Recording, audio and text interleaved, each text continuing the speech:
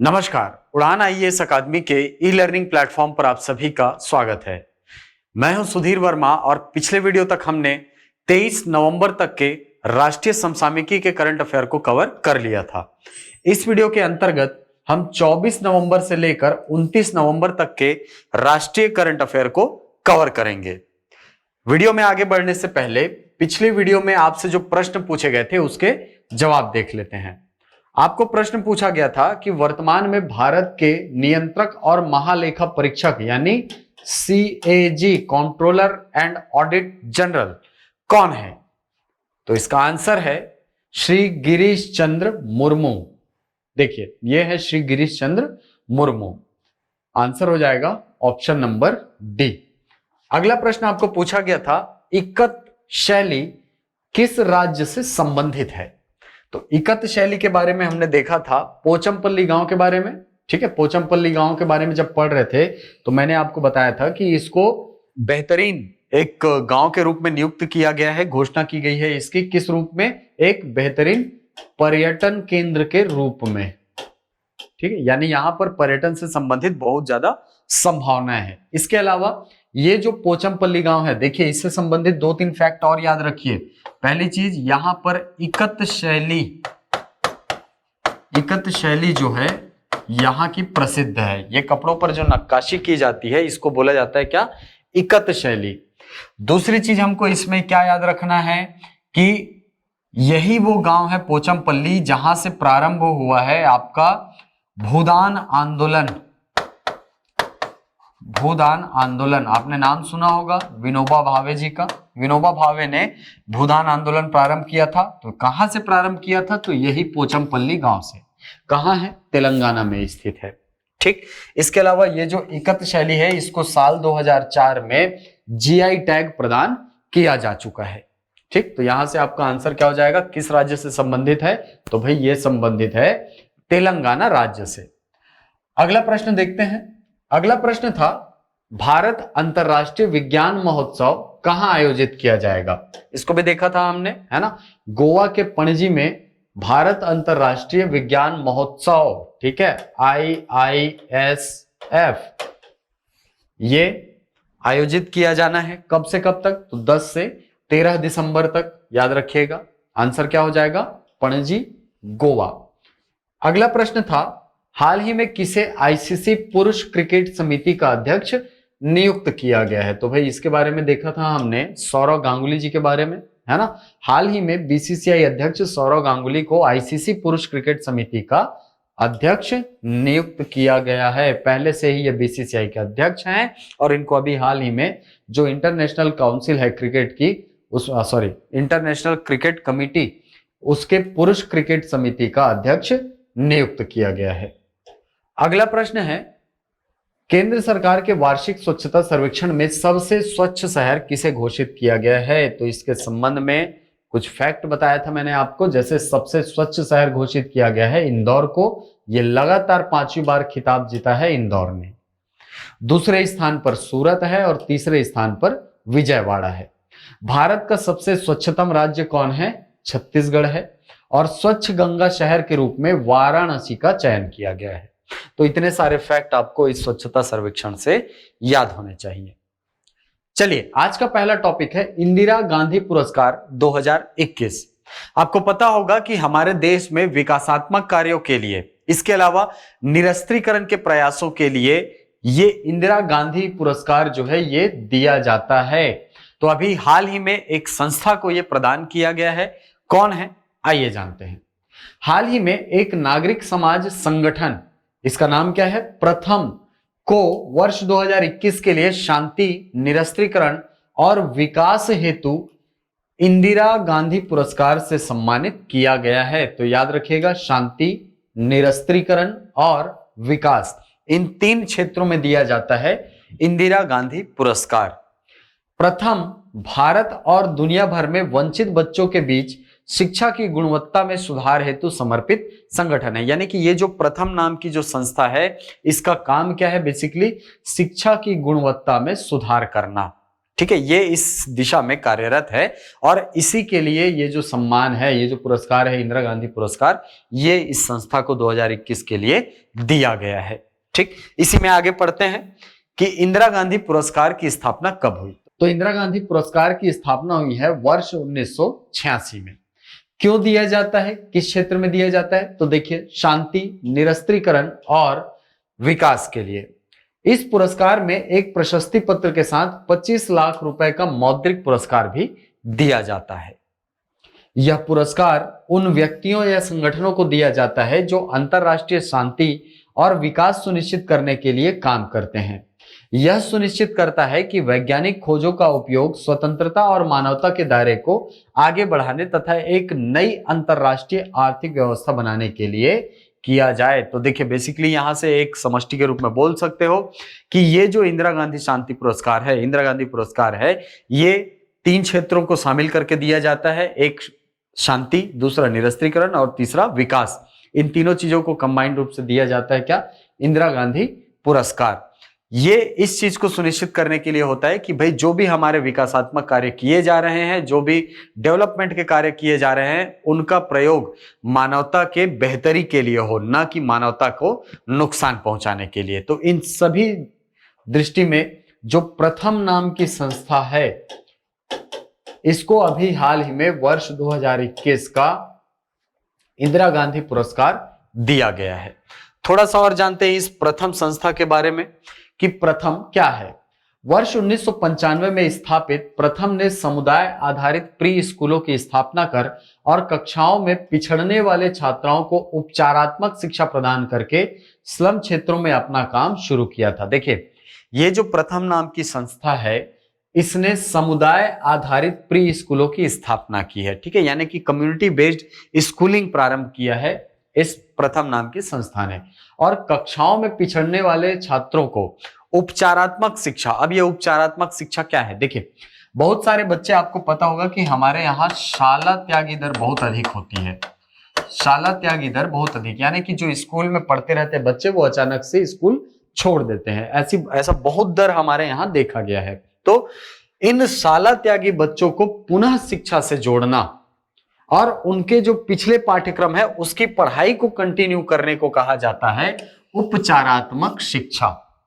तो उपचारात्मक शिक्षा जो है इस संस्था के द्वारा दिया जाता है, और ये जो शाला त्यागी दर है वो कहाँ होता है, अधिकतर स्लम क्षेत्रों में, जहां पर रोजगार का अभाव होता है और छोटे छोटे बच्चे होते हैं वो रोजगार की तलाश में क्या करते हैं, टीन डब्बा बीनते रहते हैं या प्लास्टिक उठाते रहते हैं। तो इन बच्चों की पढ़ाई को सुनिश्चित करने का काम इस प्रथम संस्था ने किया है। इसका नाम क्या है, प्रथम, याद रखिएगा।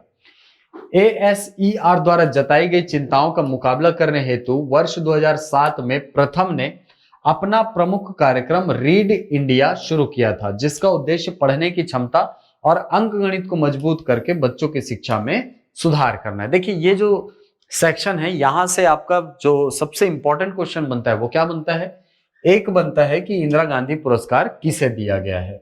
ठीक, तो नाम याद रखिएगा, संस्था का नाम क्या है, प्रथम। संस्था का नाम क्या है, प्रथम। ये सबसे इंपॉर्टेंट क्वेश्चन। दूसरा, क्यों दिया जाता है ये पुरस्कार, तो 3 चीजें जो मैंने बताई, शांति, निरस्त्रीकरण और विकास, इसके लिए ये दिया जाता है। चलिए हमारा अगला टॉपिक चर्चित व्यक्तित्व से है। चर्चित व्यक्तित्व में नाम है प्रकाश पादुकोण का। आपको पता होगा कि भूतपूर्व बैडमिंटन खिलाड़ी हैं। ठीक, आइए जानते हैं क्यों प्रसिद्ध हैं। अभी विश्व प्रसिद्ध भारतीय बैडमिंटन खिलाड़ी प्रकाश पादुकोण को इस वर्ष बैडमिंटन वर्ल्ड फेडरेशन द्वारा प्रतिष्ठित लाइफ टाइम अचीवमेंट अवार्ड से सम्मानित किया जाएगा। ठीक है, भारत के खिलाड़ी हैं, भूतपूर्व खिलाड़ी, जिनको सम्मानित किया जा रहा है BWF यानी कि बैडमिंटन वर्ल्ड फेडरेशन के द्वारा लाइफ टाइम अचीवमेंट अवार्ड से। ठीक, विश्व के पूर्व नंबर 1 खिलाड़ी और पहली बार भारतीय विश्व चैंपियनशिप पदक विजेता प्रकाश पादुकोण ने बैडमिंटन के विकास में महत्वपूर्ण योगदान दिया है। वर्ष 2018 में उन्हें भारतीय बैडमिंटन संघ द्वारा लाइफ टाइम अचीवमेंट अवार्ड से भी सम्मानित किया गया था। देखिए अभी जो सम्मानित किया जा रहा है वो वर्ल्ड फेडरेशन, ठीक है, बैडमिंटन वर्ल्ड फेडरेशन के द्वारा किया जा रहा है, जबकि 2018 में भारतीय बैडमिंटन संघ के द्वारा लाइफ टाइम अचीवमेंट अवार्ड जो है ये दिया गया था। ठीक, तो याद रखिएगा इसका नाम, इनका नाम याद रखिएगा। बैडमिंटन वर्ल्ड फेडरेशन के द्वारा प्रकाश पादुकोण को लाइफ टाइम अचीवमेंट अवार्ड दिया जा रहा है। चलते हैं अगले टॉपिक पर। चलिए, अगला टॉपिक है त्रिपक्षीय तटरक्षक अभ्यास दोस्ती। अभी आपने हाल फिलहाल में ऐसे बहुत सारे जो सैन्य अभ्यास हैं उनके बारे में सुना होगा। तो अभी हाल ही में ये जो दोस्ती है, दोस्ती तटरक्षक अभ्यास है, इसका आयोजन किया जा रहा है। इसके अंतर्गत भारत, मालदीव और श्रीलंका, ये 3 देश शामिल हैं। नाम याद रखिएगा, भारत, मालदीव और श्रीलंका। ये जो अभ्यास है वो हर 1 वर्ष के अंतराल में होता है, यानी कि हर द्विवार्षिक ये जो है अभ्यास होता है। तो आइए पढ़ते हैं कि भारत, मालदीव और श्रीलंका के बीच द्विवार्षिक त्रिपक्षीय तटरक्षक अभ्यास दोस्ती के 15वें संस्करण का आयोजन मालदीव में किया गया है। ठीक, तो ये संस्करण कौन सा था? 15वां। सबसे इंपॉर्टेंट तो यही है कि कौन कौन से देशों ने इसमें भाग लिया है। ठीक, आगे पढ़ते हैं। इस अभ्यास ने वर्ष 2021 में 30 वर्ष पूरे कर लिए हैं। अब सीधी सी बात है, हर 2 साल में एक बार होता है, तो 30 साल पूरे हुए हैं, इसीलिए ये कौन सा संस्करण होगा? 15वां संस्करण होगा। उद्देश्य क्या है? भारत, मालदीव, श्रीलंका त्रिपक्षीय अभ्यास दोस्ती का उद्देश्य संबंधों को मजबूत करना, आपसी सहयोग व क्षमता बढ़ाना तथा भारत, मालदीव और श्रीलंका के तट रक्षकों के बीच सहयोग स्थापित करना है। और अभी हाल फिलहाल में जो थ्रेट हमको चाइना के रूप में दिख रहा है, उसको काउंटर करने के लिए भी हमको ये जो देश हैं, ठीक है, आपने मैप देखा होगा, ये हमारा जैसे भारत का तटीय क्षेत्र है, तो ये श्रीलंका है और यहां पर है मालदीव, तो हमें इनकी सहायता पड़ेगी। इसीलिए इस नजरिए से भी ये जो सैन्य अभ्यास है ये बहुत इंपॉर्टेंट है। ठीक, तो याद रखिएगा इसको। इस अभ्यास के लिए भारतीय तटरक्षक पोत, वज्र और अपूर्वा को तैनात किया गया है। तो भारतीय तटरक्षक बेड़े से कौन कौन भाग ले रहा है? वज्र और अपूर्वा, आईएनएस वज्र और आईएनएस अपूर्वा, इन दोनों को इस सैन्य अभ्यास में शामिल किया गया है। ठीक, चलते हैं अगले टॉपिक पर। चलिए, अगला टॉपिक है राष्ट्रीय दुग्ध दिवस। आपको पता होगा कि हमारे देश में दुग्ध क्रांति आई थी, जिसको हम व्हाइट रिवॉल्यूशन बोलते हैं, श्वेत क्रांति। इस श्वेत क्रांति के जनक माने जाते हैं वर्गीस कुरियन। इन्हीं वर्गीस कुरियन के जो जन्म दिवस है उसको मनाया जाता है राष्ट्रीय दुग्ध दिवस के रूप में। तो यहां पर आप देख पा रहे हैं, ये है मिल्कमैन ऑफ इंडिया। कौन? वर्गीस कुरियन। इनको मिल्कमैन ऑफ इंडिया कहा जाता है। आइए पढ़ते हैं।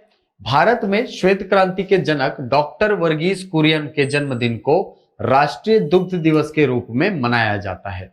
वर्ष 2014 में 26 नवंबर के दिन भारतीय डेयरी एसोसिएशन ने पहली बार यह दिवस मनाने की पहल की थी। यानी कि ये जो डेयरी राष्ट्रीय दुग्ध दिवस है ये कब मनाया गया था? पहली बार 26 नवंबर 2014 को।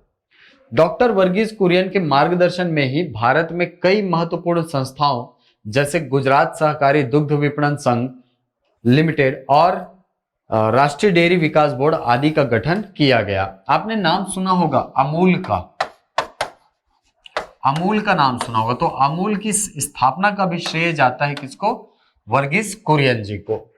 ठीक, चलिए इसी में थोड़ा सा आगे और पढ़ते हैं कि वर्ष 1970 में दुग्ध उत्पादन में वृद्धि तथा ग्रामीण क्षेत्र की आय बढ़ाने को दृष्टि में रखते हुए ऑपरेशन फ्लड की शुरुआत की गई थी। इसको ऑपरेशन फ्लड कहा जाता है, दुग्ध क्रांति। ठीक, दुग्ध उत्पादन में उत्तर प्रदेश देश का अग्रणी राज्य है, जबकि गुजरात स्थित अमूल देश की सबसे बड़ी दुग्ध सहकारी संस्था है। तो दोनों फैक्ट को याद रखिए कि सबसे ज्यादा दूध कहां उत्पादित होता है? तो उत्तर प्रदेश में। और अमूल कहां स्थापित किया गया है? तो गुजरात में। देखिए, यह दिवस इस तथ्य को उजागर करने के लिए मनाया जाता है कि किस प्रकार डेयरी लोगों की आजीविका का एक प्रमुख साधन है। ठीक, भारत बीते कुछ वर्षों में 150 मिलियन टन से अधिक दूध उत्पादन के साथ विश्व में दूध का सबसे बड़ा उत्पादक बन गया है।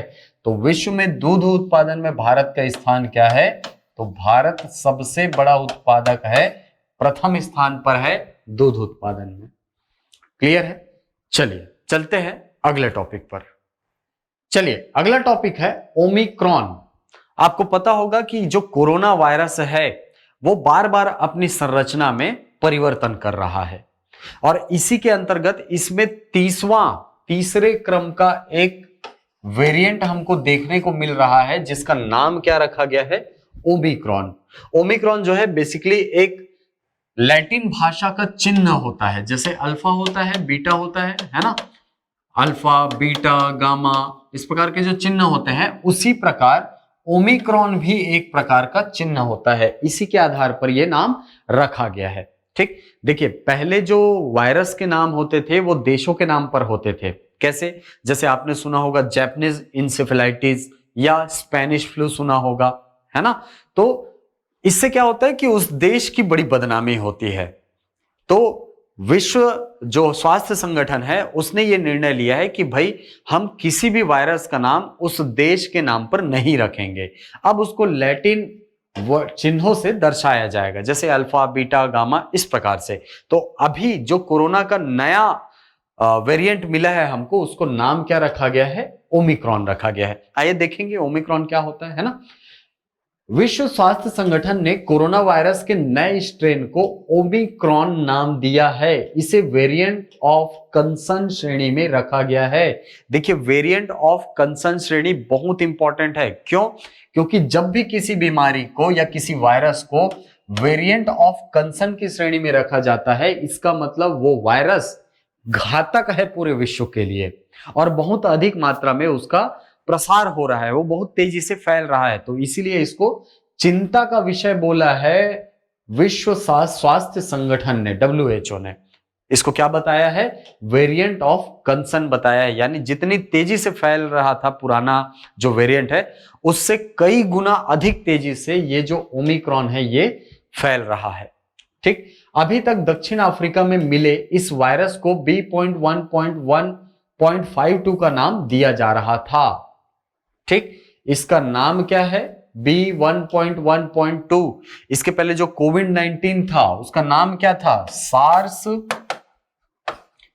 कोव-2 इस वायरस का नाम था। ठीक है, लेकिन इसमें चूंकि परिवर्तन हो रहा है, बार बार ये स्वयं को वेरिएंट बना रहा है, वेरी कर रहा है स्वयं की आरएनए की संरचना में, तो इसको क्या नाम दे दिया गया है? B.1.1.52। ठीक, कोरोना वायरस स्वयं को ऑटो इम्यून सिस्टम से बचाने के लिए अपना रूप बदल लेता है। जाहिर सी बात है ना, कोई भी वायरस अपना स्वरूप बदलता है। आगे पढ़ते हैं इसी में कि यह वेरिएंट हवा से फैलने वाला यानी एयरबॉर्न है। यह वेरिएंट ज्यादा खतरनाक हो सकता है। दक्षिण अफ्रीका की आबादी की करीब 6 करोड़ जनसंख्या है और यहाँ कोविड-19 के 29 लाख से अधिक मामले सामने आए हैं। यानी कि 6 करोड़ टोटल जनसंख्या में से 29 लाख लोग जो हैं इस वायरस से अफेक्टेड हो चुके हैं। आपको पता होगा कि अभी साउथ अफ्रीका से आने वाली अधिकांश फ्लाइट्स को क्या कर दिया गया है? रद्द कर दिया गया है ताकि यह संक्रमण ना फैले। और इसके अलावा यदि कोई फ्लाइट आ रही है तो ऊपर बहुत डेंस चेकिंग हो रही है वहां पर। ठीक, तो इसको भी आपको याद रखना है। ओमिक्रॉन की स्पाइक प्रोटीन में 32 म्यूटेशन हुई है। सॉरी, मैंने आपको 30 बोला था, है ना। कितनी म्यूटेशंस हो गई हैं इसमें? 32 बार इसमें परिवर्तन हो चुका है। ठीक, तो यहां पर आप देख पा रहे हैं ये लैटिन के चिन्ह होते हैं, जैसे alpha, beta, gamma, delta, epsilon. तो इतने सारे परिवर्तन हो चुके हैं और अब कहां पहुंचे हैं हम? कोरोना के ओमिक्रॉन में ये वेरिएंट है। ठीक, एक और मजे की बात कि इसमें न्यू और जी को लिया ही नहीं गया है। कुछ लोग बोल रहे हैं कि ये चाइना का दबाव है, चाइना के दबाव में यह निर्णय लिया गया है कि न्यू और जी ये दोनों चिन्ह को नहीं लिया जाएगा। क्यों? क्योंकि जी जो है चाइना के राष्ट्रपति का नाम है और चाइना के दबाव में ये जो वेरिएंट है इसका नाम, क्योंकि न्यू अगर रखेगा तो अगले वेरिएंट को नाम देना पड़ेगा जी। ठीक है, तो न्यू के बाद जी आता है, क्योंकि तो ये जो WHO है उसने क्या किया है कि न्यू नाम ही नहीं रखा है, सीधा म्यू से कहां पहुंच गए हम? ओमिक्रॉन पहुंच गए। तो WHO जो है, ठीक है, कुछ लोग बोल रहे हैं कि इस पर सीधा प्रत्यक्ष प्रभाव दिख रहा है हमको, किसका? चाइना का, क्योंकि चाइना के दबाव में ही WHO ने नामकरण बदल दिया है। ठीक, म्यू से सीधा क्या ले आया, ओमिक्रॉन ले आया है। ठीक, चलिए तो याद रखिएगा इसको, है ना। अभी हाल ही में जो म्यूटेंट आया है ना, जो म्यूटेशन आया है कोरोना वायरस का, उसका नाम क्या है, ओमिक्रॉन। चलते हैं अगले टॉपिक पर। चलिए अगला टॉपिक है बहुआयामी गरीबी सूचकांक, मल्टी डायमेंशनल पॉवर्टी इंडेक्स। आपको पता होगा कि ये जो इंडेक्स है वो नीति आयोग के द्वारा जारी किया जाता है और इससे क्वेश्चन जो है वो बन सकते हैं। तो अभी हाल ही में ये रिपोर्ट जारी हुआ है और इसके अंतर्गत एमपीआई जो है शिक्षा, स्वास्थ्य और जीवन स्तर जैसे 3 आयामों पर आधारित होती है। ये जो सूचकांक है एमपीआई यानी मल्टी डायमेंशनल पॉवर्टी इंडेक्स, इसमें 3 चीजों को शामिल किया जाता है, शिक्षा, स्वास्थ्य और जीवन स्तर। और इस शिक्षा के अंतर्गत भी बहुत सारे जो घटक होते हैं उनको भी इसमें शामिल किया जाता है। प्रत्येक आयाम का सूचकांक में 1/3 भार होता है। ठीक है, यानी जैसे इसको 3 भागों में बांट दीजिए, तो एक हो गया शिक्षा, एक हो गया स्वास्थ्य और एक हो गया आपका जीवन स्तर। ठीक, ये 3 भागों में बराबर बराबर भाग जो है इस सूचकांक के अंतर्गत बांटे जाते हैं।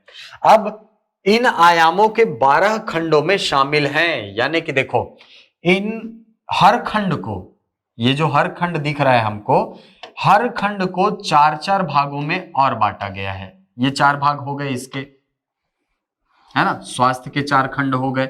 उसी प्रकार से जीवन स्तर के भी 4 खंड कर देते हैं, जीवन स्तर के ऐसे 4 खंड हो गए। शिक्षा के भी इसी प्रकार 4 खंड हो जाते हैं ऐसे। तो कुल खंडों की संख्या यहां पर हो जाती है 12। क्लियर है, शिक्षा के 4, स्वास्थ्य के 4 और जीवन स्तर के लिए 4 खंड। तो इन आयामों के 12 खंडों में शामिल है, कौन कौन शामिल है, पोषण, प्रसव पूर्व देखभाल, बाल और किशोर मृत्यु दर। ठीक है, तो ये जो घटक हैं चारों वो किसके हैं, स्वास्थ्य के हैं भाई। ठीक, स्कूल में उपस्थिति, स्कूल शिक्षा के वर्ष, खाना पकाने का ईंधन, पेयजल, स्वच्छता, आवास, बिजली, बैंक खाते और संपत्ति, ये जो सारे घटक हैं, ठीक है, वो या तो जीवन स्तर से जुड़े हैं या शिक्षा से जुड़े हुए हैं। ठीक, इन सारे घटकों को मिला करके आपका एमपीआई जो है ये तैयार किया जाता है। तो आइए जानते हैं इस रिपोर्ट के बारे में कि क्या खास है। तो देखिए इस रिपोर्ट के अनुसार सबसे कम गरीबी वाले राज्य, सबसे पहले नंबर पर है केरल, यानी सबसे रईस राज्य बोल सकते हो, सबसे अमीर राज्य बोल सकते हो आप, कौन है, केरल है। दूसरे नंबर पर है गोवा और तीसरे क्रम पर है सिक्किम। ठीक, क्रम याद रखिएगा, केरल, गोवा और सिक्किम, 3 को आपको याद रखना है।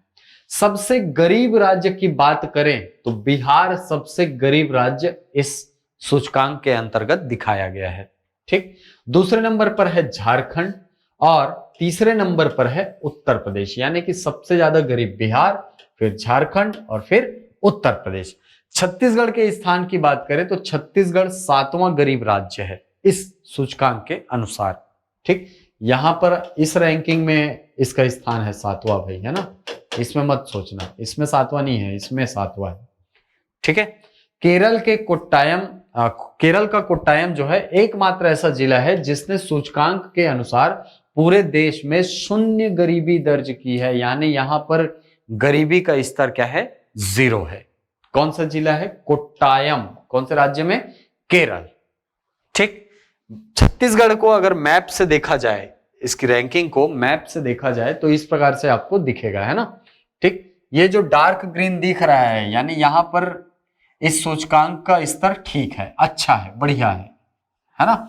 इसके अलावा ये जो हल्का ग्रीन दिख रहा है, इसके बाद देख पा रहे हैं आप, ये वाला कैटेगरी है ना, ये वाली कैटेगरी, यहां पर भी जीवन स्तर, शिक्षा और स्वास्थ्य ये अच्छे स्थान पर है ना। इसके बाद जो हल्का ग्रीन वाला जिला है, यहां पर आप देख पा रहे हैं कोरबा, है ना, ये मध्यम में आता है। ठीक, इसके बाद है पीला, यानी कि ये वाला, यहां पर आप देख पा रहे हैं 3 जिले आपको पीले कलर में दिख रहे हैं, तो ये ये भी ठीक स्थिति में है लेकिन बहुत अच्छी स्थिति में नहीं है। इसके बाद ऑरेंज वाला जिला है, ये देख पा रहे हैं आप, ये जिले, ठीक है, ये वाला, सॉरी ये वाला है ना, ये वाला देख पा रहे हैं आप यहां और यहां, तो इनकी स्थिति थोड़ी सी खराब है। ऑरेंज कलर में देखिए यहां पर जिला है ना, ये नारायणपुर जिला है अपना, ठीक, तो यहां पर भी स्थिति बहुत अच्छी नहीं है।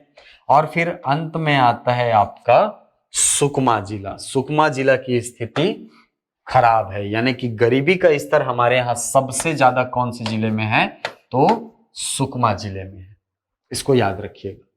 छत्तीसगढ़ में सबसे ज्यादा गरीब जिला जो है एमपीआई के अनुसार कौन सा है, सुकमा है, ठीक, तो ये फैक्ट यहां से निकल के आते हैं। ठीक, चलते हैं अगले टॉपिक पर। चलिए अगला टॉपिक है राष्ट्रीय कैडेट कोर दिवस यानी कि एनसीसी दिवस। आइए पढ़ते हैं इसके बारे में, कब मनाया जाता है। दुनिया के सबसे बड़े वर्दीधारी युवा संगठन एनसीसी ने 28 नवंबर 2021 को अपनी स्थापना की 73वीं वर्षगांठ मनाई है। ठीक, राष्ट्रीय कैडेट कोर दिवस नवंबर माह के चौथे रविवार को मनाया जाता है, यानी कि ये जरूरी नहीं है कि एक निश्चित तिथि पर मनाया जाए। ये कब मनाया जाता है, नवंबर माह के चौथे रविवार को। राष्ट्रीय कैडेट कोर जिसका मुख्यालय नई दिल्ली में स्थित है, स्वैच्छिक आधार पर स्कूल और कॉलेज के छात्रों के लिए एक त्रिसेवा संगठन है, ठीक है, जिसमें नौसेना, सेना, नौसेना और वायु विंग शामिल है। 3 विंग इसमें शामिल होते हैं, एक सेना, एक नौसेना और एक वायुसेना। ठीक, इसी में आगे पढ़ते हैं कि भारत में राष्ट्रीय कैडेट कोर की स्थापना 15 जुलाई 1948 को राष्ट्रीय कैडेट कोर अधिनियम 1948 के तहत हुई थी। एनसीसी का आदर्श वाक्य है एकता और अनुशासन, यानी यूनिटी एंड डिसिप्लिन। ठीक, एनसीसी प्रशिक्षण 3 साल का होता है ना। पहले वर्ष में ए सर्टिफिकेट मिलता है, दूसरे वर्ष में बी सर्टिफिकेट और तीसरे वर्ष में सी ग्रेड का प्रमाण पत्र दिया जाता है।